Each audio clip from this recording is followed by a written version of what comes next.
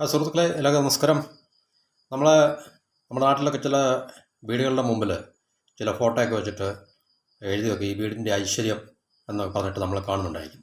അതുപോലെ നമ്മൾ ഇസ്രായേലിനെ ഇപ്പോൾ ഒരു വീടായിട്ട് നമ്മൾ കരുതുകയാണെങ്കിൽ ആ വീടിൻ്റെ മുമ്പിൽ അവർ എഴുതി വെച്ചിരിക്കുന്നത് ഇന്ത്യയാണ് ഈ വീടിൻ്റെ ഐശ്വര്യം എന്നായിരിക്കും അവർ എഴുതി വെച്ചിരിക്കുന്നത്. ഇത് പറയാൻ കാരണം എന്താണെന്ന് ഇസ്രായേലിൻ്റെ ആയുധ കച്ചവടവുമായി ബന്ധപ്പെട്ട ഒരു ടോപ്പിക്കാണ് നമ്മൾ ഇന്ന് സംസാരിക്കുന്നത്. അതായത് ഈ അടുത്ത് വന്ന റിപ്പോർട്ടുകൾ അല്ലെങ്കിൽ റിപ്പോർട്ട് അനുസരിച്ച് ലോകത്തിലെ 7ാമത്തെ വലിയ ആയുധം എക്സ്പോർട്ട് ചെയ്യുന്ന രാജ്യമായിട്ട് ഇസ്രായേൽ മാറി എന്നുള്ളൊരു വാർത്തയാണ്. അതായത് നമുക്കറിയാം എല്ലാ വർഷവും ഈ സ്വീഡൻ ആസ്ഥാനമായിട്ടുള്ള Stockholm Institute of Peace, SIPRI എന്ന് പറയാം, അവരുടെ ഒരു ഇൻസ്റ്റിറ്റ്യൂഷനുണ്ട്, Stockholm Institute of Peace and Research, Stockholm international. അതിൻ്റെ ഫുൾ ഫോം അതിൻ്റെ ഫുൾ ഫോം ഞാൻ ഓർക്കുന്നില്ല. സിപ്രി എന്നാണ് എൻ്റെ ഷോർട്ട് ഫോം, SIPRI. അപ്പോൾ അവരെന്ന് പറഞ്ഞാൽ ലോകത്തിലെ ഈ ആയുധങ്ങളുമായിട്ട് ബന്ധപ്പെട്ട എല്ലാ സ്റ്റഡീസും റിസർച്ചും ഒക്കെ നടത്തി എല്ലാ രാജ്യങ്ങളുടെയും. എന്നിട്ട് ഏറ്റവും കൂടുതൽ ആയുധങ്ങൾ വാങ്ങിക്കുന്നവരാണ്, വിൽക്കുന്നവരാണ്, ഏറ്റവും കൂടുതൽ ഇമ്പോർട്ട് ചെയ്യുന്നവരാണ്, എക്സ്പോർട്ട് ചെയ്യുന്നവരാണ്. അപ്പോൾ ഇതിനെക്കുറിച്ചുള്ള സമഗ്രമായിട്ടുള്ള സ്റ്റഡി നടത്തുകയും റിസർച്ച് നടത്തുകയും അതിനെക്കുറിച്ചുള്ള വർഷാവർഷം അതിൻ്റെ റിപ്പോർട്ടുകളൊക്കെ പബ്ലിഷ് ചെയ്യുകയും ചെയ്യുന്നൊരു ഇൻസ്റ്റിറ്റ്യൂട്ടാണ് സിപ്രി, SIPRI. അപ്പം അവരുടെ റിപ്പോർട്ട് അനുസരിച്ചിട്ടാണ് നമുക്ക് ഇതുപോലുള്ള ഈ പറഞ്ഞ രാജ്യങ്ങളിലേക്ക് തന്നെ, ഇപ്പം ഇന്ത്യയുടെ ആയാലും ലോകത്തിലെ ഏറ്റവും കൂടുതൽ 1ാമത്തെ അല്ലെങ്കിൽ 2ാമത്തെ ആയുധം ഇമ്പോർട്ട് ചെയ്യുന്ന രാജ്യമാണ് ഇന്ത്യ എന്നൊക്കെയുള്ള റിപ്പോർട്ടുകൾ നമ്മൾ അവരുടെ വെബ്സൈറ്റിൽ പോയി കഴിഞ്ഞാൽ നമുക്ക് ലഭ്യമാണ്. ഓക്കെ, അപ്പോൾ അവരുടെ റിപ്പോർട്ട് അനുസരിച്ച് ലോകത്തിലെ ഏറ്റവും 7ാമത്തെ ആയുധം എക്സ്പോർട്ട് ചെയ്യുന്ന അല്ലെങ്കിൽ കയറ്റുമതി ചെയ്യുന്ന അല്ലെങ്കിൽ ആയുധം വിൽക്കുന്ന രാജ്യമായിട്ട് ഇസ്രായേൽ ഈ അടുത്ത സമയത്ത് മാറിയിട്ടുണ്ട്. അത് UK എന്ന് പറയുന്നത് അല്ലെങ്കിൽ നമ്മുടെ ബ്രിട്ടനെ മറികടന്നിട്ടാണ്, ബ്രിട്ടൻ ഉണ്ടായിരുന്ന സ്ഥാനത്തെ മറികടന്നിട്ടാണ് ഇസ്രായേൽ ഈ പറഞ്ഞൊരു 7th പൊസിഷനിലേക്ക് വന്നിട്ടുണ്ട് ഉള്ളതായിട്ട് പറയുന്നത്. അപ്പോൾ എന്തുകൊണ്ടാണ് ഇന്ത്യ ആയിട്ട് ഇത് പറയുന്നത് ചോദിച്ചു കഴിഞ്ഞാൽ ഇസ്രായേലിൽ നിന്ന് ഏറ്റവും കൂടുതൽ ആയുധം വാങ്ങിക്കുന്ന ഒരു രാജ്യമാണ് ഇന്ത്യ എന്നുള്ളതാണ് അതിൻ്റെ വസ്തുത. അതുകൊണ്ടാണ് ഞാൻ ആദ്യം പറഞ്ഞത് ഈ വീടിൻ്റെ ഐശ്വര്യം ഇന്ത്യ ആണെന്ന് ഞാൻ തമാശക്കെങ്കിലും പറഞ്ഞത്. ഓക്കെ, അപ്പോൾ ഈ ഇസ്രായേൽ ഒരു ചെറിയ രാജ്യമാണ്, നമുക്കറിയാം. അപ്പോൾ അങ്ങനെയുള്ളൊരു രാജ്യം, നമ്മൾ പൊതുവെ ഇസ്രായേലിനെ കുറിച്ച് കേൾക്കുന്ന വളരെ അഡ്വാൻസ്ഡ് ആയിട്ടുള്ള ടെക്നോളജി അല്ലെങ്കിൽ ഏറ്റവും മികവുറ്റ ശാസ്ത്ര സാങ്കേതിക വിദ്യകൾ, പ്രത്യേകിച്ച് ഈ ആംസിൻ്റെ വെപ്പൺസിൻ്റെ കാര്യത്തിൽ അതിൽ ഏറ്റവും ലേറ്റസ്റ്റ് ആയിട്ടുള്ള അഡ്വാൻസ്ഡ് വെപ്പണറി ആംസ് ഇതൊക്കെ തന്നെ നിർമ്മിക്കാൻ ശേഷിയുള്ളതും ഒക്കെ തന്നെ അങ്ങനെയുള്ളൊരു കപ്പാസിറ്റി ഉള്ള രാജ്യമാണ്. ഏറ്റവും ബുദ്ധിമാന്മാരായിട്ടുള്ള ജ്യൂസ്, ഇങ്ങനെയൊക്കെയാണ് നമ്മൾ ഇസ്രായേലിനെ കുറിച്ച് പൊതുവെ കേൾക്കുന്നത്. അപ്പോൾ അവർ ഈ കഴിഞ്ഞ കുറേ കാലമായിട്ട്, പ്രത്യേകിച്ച് ഹമാസിൻ്റെ 2022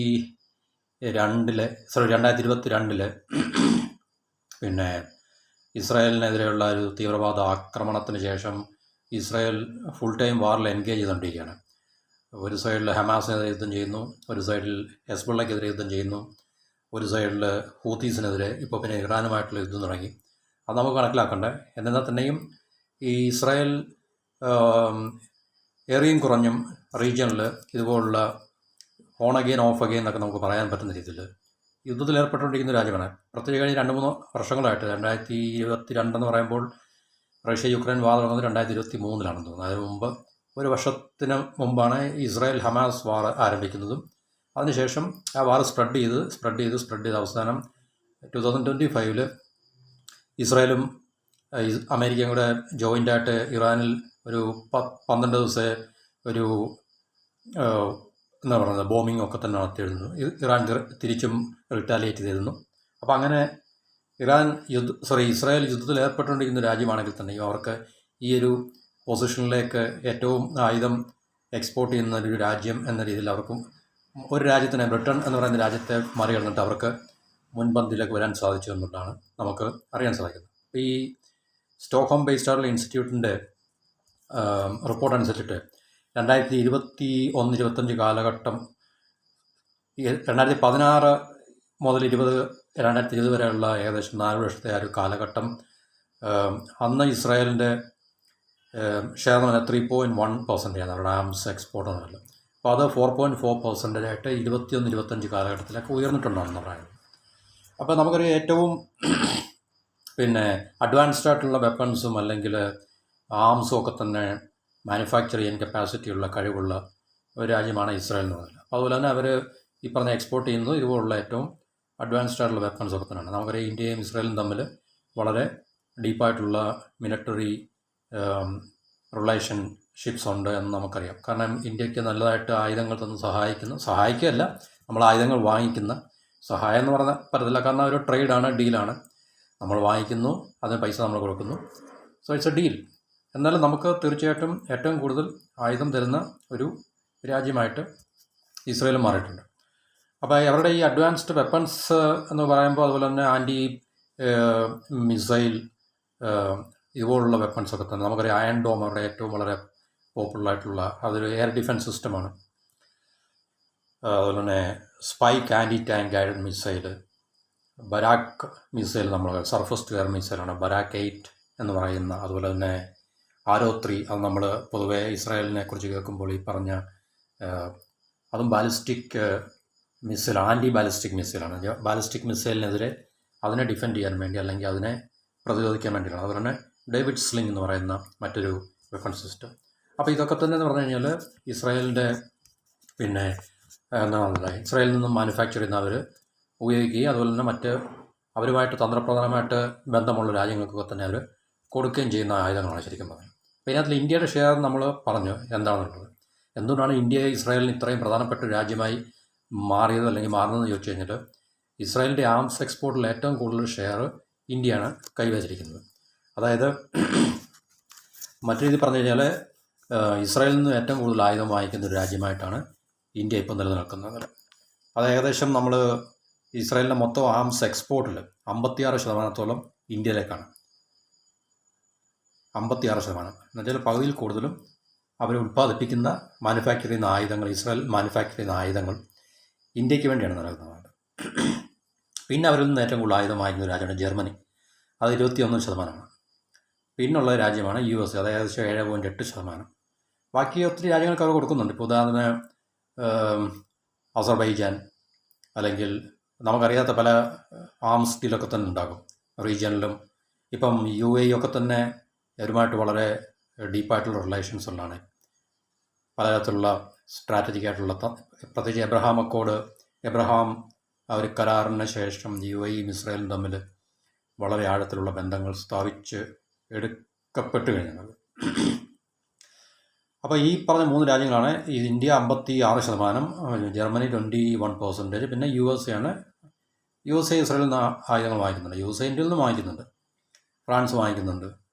പിന്നെ വാങ്ങിക്കുന്നുണ്ടെന്ന് പറയുമ്പോൾ നമുക്ക് ഇപ്പം നമ്മൾ നേരത്തെയുള്ള വീഡിയോയിലും പറഞ്ഞാണ് ഡിഫൻസിന് വേണ്ടി ഒത്തിരി പ്രോഗ്രാംസ് ഉണ്ടല്ലോ. ഇപ്പം ഫൈറ്റർ എയർക്രാഫ്റ്റ് മാത്രമല്ലല്ലോ, അല്ലെങ്കിൽ മിസൈൽ, റോക്കറ്റ്, ഇത് മാത്രമല്ലല്ലോ ആംസ് അല്ലെങ്കിൽ വെപ്പൺസ് എന്ന് പറയുന്നത്. ഒത്തിരി കാര്യങ്ങളുണ്ടാകും.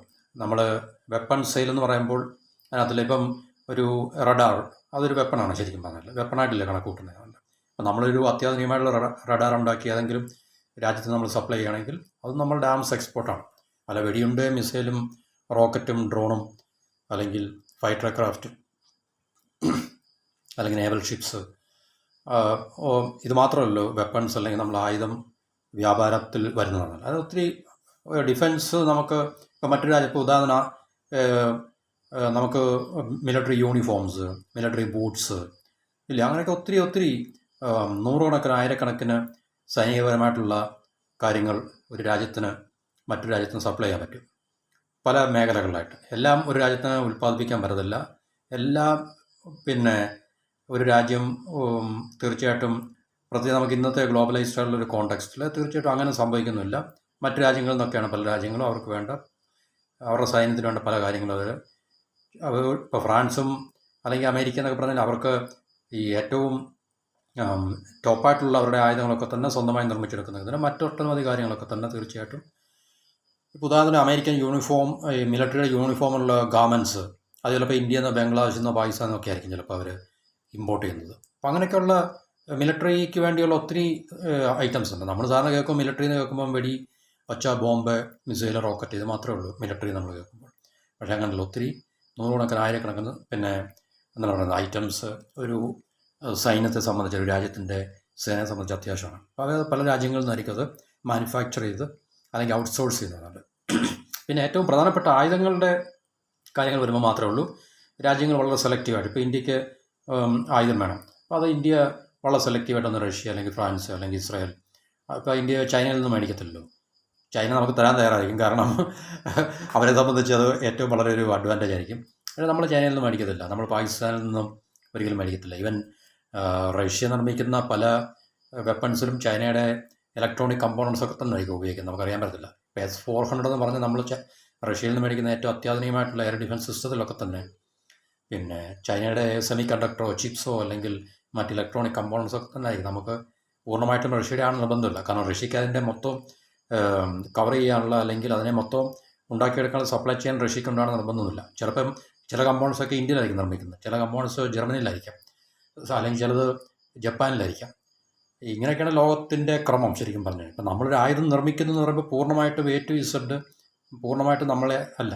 ഇപ്പം നമ്മളൊരു ഓട്ടോമൊബൈൽ മാനുഫാക്ചറിങ് കമ്പനി, നമുക്കറിയാം ഇപ്പം ഏതെങ്കിലും ഒരു ഓട്ടോമൊബൈൽ മാരുതി, ഇപ്പം മാരുതി എന്ന് പറഞ്ഞാൽ ലേബൽ ബ്രാൻഡ്.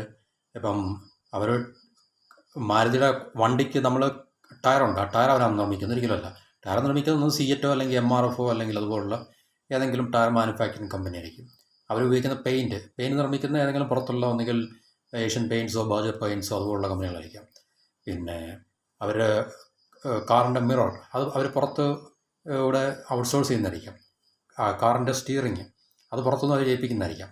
കാറിൻ്റെ ഗ്ലാസ് മുമ്പിലും പിമ്പിലൊക്കെയുള്ള സൈഡിലൊക്കെയുള്ള ഗ്ലാസ്സുകൾ അവർ പുറത്തുനിന്ന് അവർ ചെയ്ത് മേടിക്കുന്നതായിരിക്കും. എന്നിട്ട് അസംബിൾ ചെയ്യുക എന്നുള്ളതാണ് അതിൻ്റെ മെയിനായിട്ടുള്ള ടെക്നോളജി. മോട്ടറിൻ്റെ വല്ലോ അല്ലെങ്കിൽ എൻജിൻ്റെ മാത്രം ടെക്നോളജി ആയിരിക്കും അവർ ചിലപ്പം സ്വന്തമായിട്ട് ഉണ്ടാക്കുന്നു, അല്ലെങ്കിൽ അവർ അവരുടേത് മാത്രം പറയാൻ സാധിക്കുന്നത്. ബാക്കിയെല്ലാം ഔട്ട്സോഴ്സ് ചെയ്യുന്ന കാര്യങ്ങളാണ് ശരിക്കും പറഞ്ഞത്. അപ്പോൾ ഈ പറഞ്ഞ വെപ്പൺ മാനുഫാക്ചറിങ് ഇക്കോ സിസ്റ്റത്തിൽ ഇതൊക്കെ തന്നെയാണ് സംഭവിക്കുന്നത്.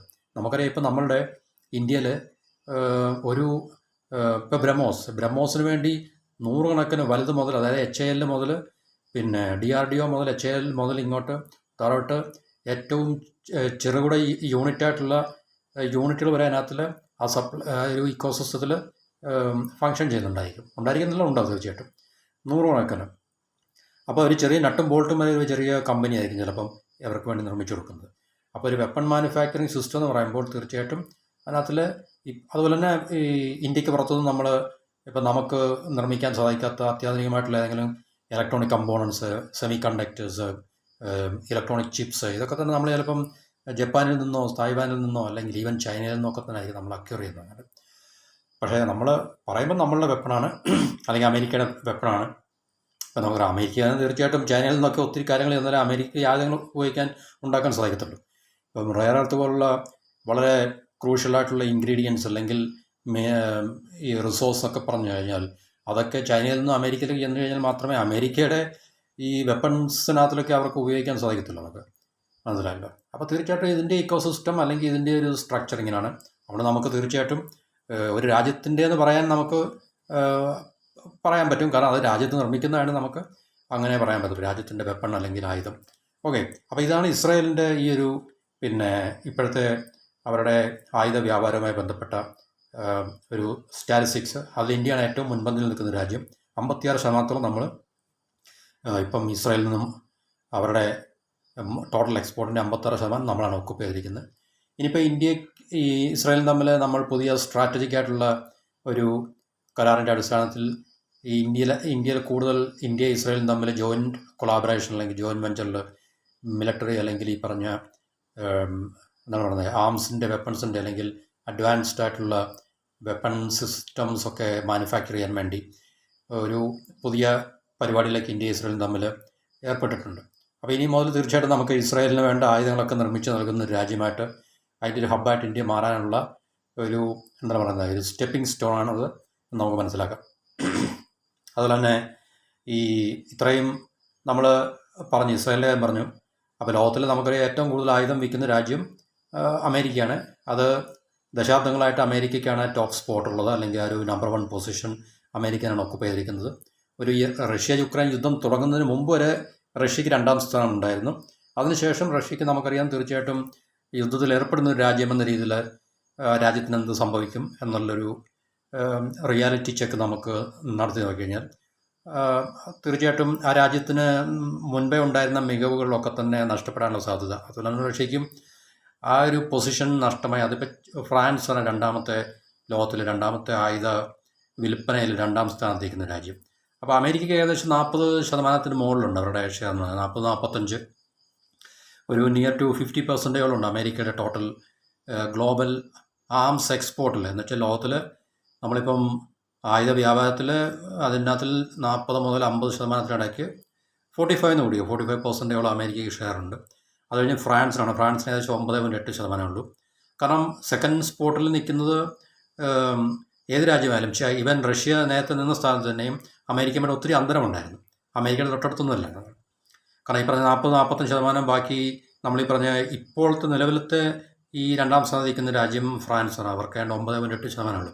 അപ്പോൾ 45 എവിടെ കിടക്കുന്നു, അല്ലെങ്കിൽ ഈവൻ 40% എവിടെ കിടക്കുന്നു, 9.8% എവിടെയാണ്. അപ്പോൾ ഫ്രാൻസിന് 9.8%. പിന്നെ റഷ്യയെ സംബന്ധിച്ച് പറഞ്ഞാൽ ഇപ്പോൾ അവരുടെ നിലവിലത്തെ 6.8%.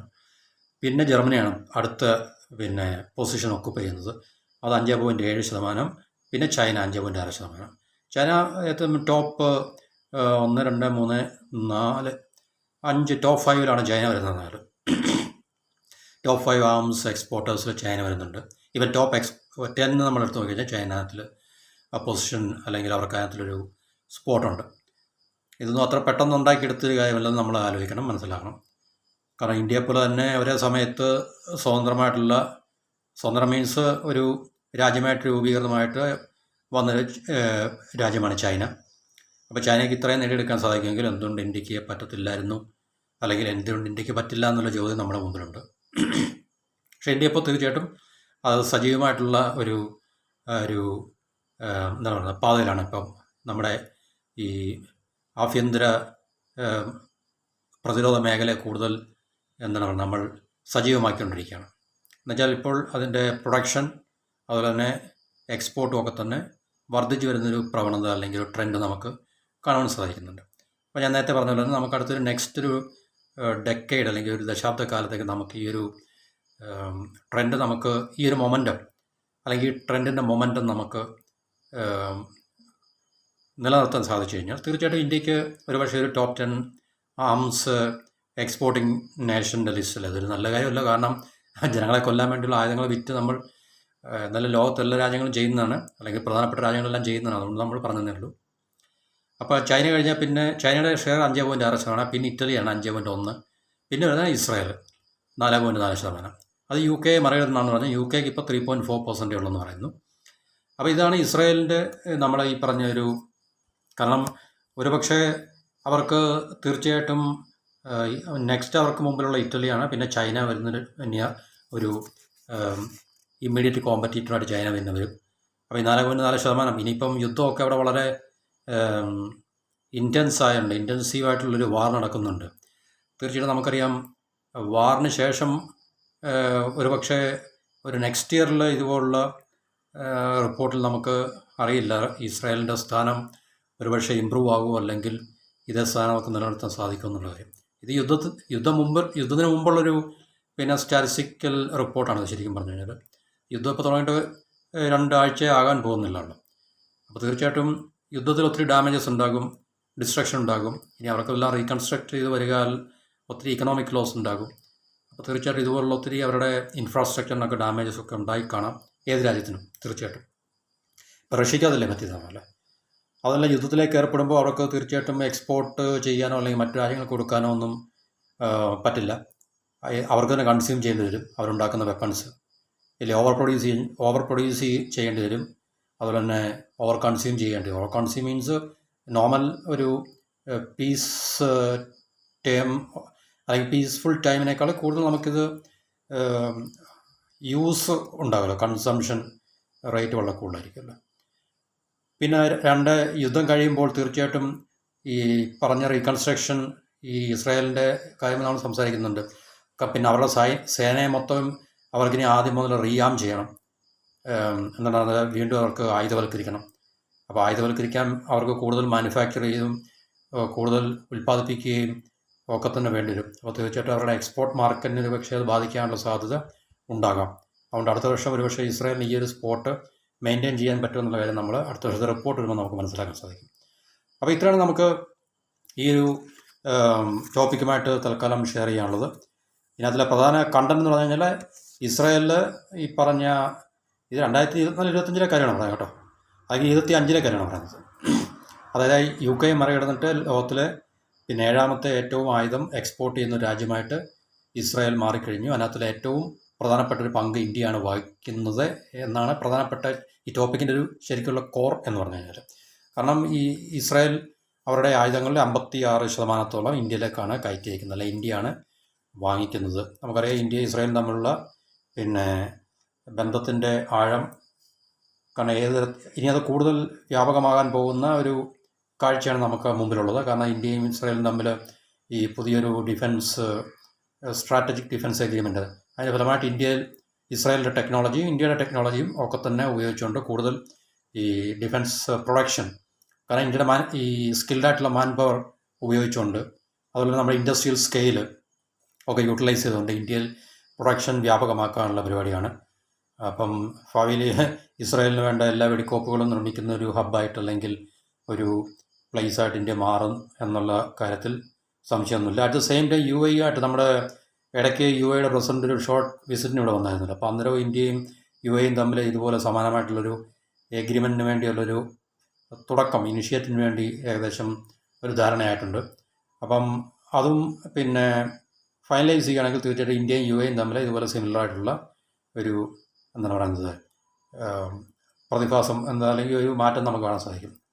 ഡിഫൻസ് മാനുഫാക്ചറിങ് ഇന്ത്യയിൽ UAEയുമായിട്ടുള്ളൊരു കൊളാബറേഷനോട് കൂടി തീർച്ചയായിട്ടും ഉണ്ടാകാൻ നമുക്ക് അതിൻ്റെ ഒരു സാധ്യത. പക്ഷേ ഇനി യുദ്ധത്തിന് ശേഷം ഉണ്ടാകാൻ പോകുന്ന ജിയോ പൊളിറ്റിക്കൽ റീജിയണൽ ജിയോ പൊളിറ്റിക്സും അതിൻ്റെ ഇക്വേഷനും എന്താണെന്ന് നമുക്കറിയത്തില്ല.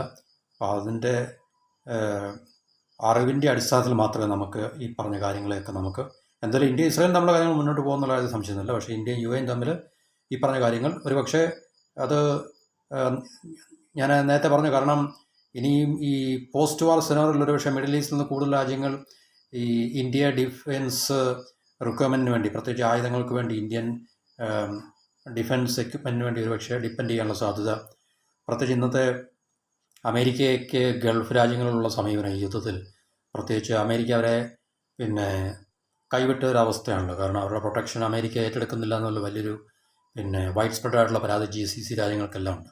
അതുകൊണ്ട് തീർച്ചയായും യുദ്ധത്തിന് ശേഷം GCC രാജ്യങ്ങൾ അമേരിക്കയുമായിട്ടുള്ള ഒരു സ്ട്രാറ്റജിക് ഇക്വേഷൻ ഏത് രീതിയിലായിരിക്കും എന്നുള്ളതിനെക്കുറിച്ച് നമുക്കിപ്പോൾ കൃത്യമായിട്ടുള്ളൊരു ഇൻഡിക്കേഷൻ ഇല്ല.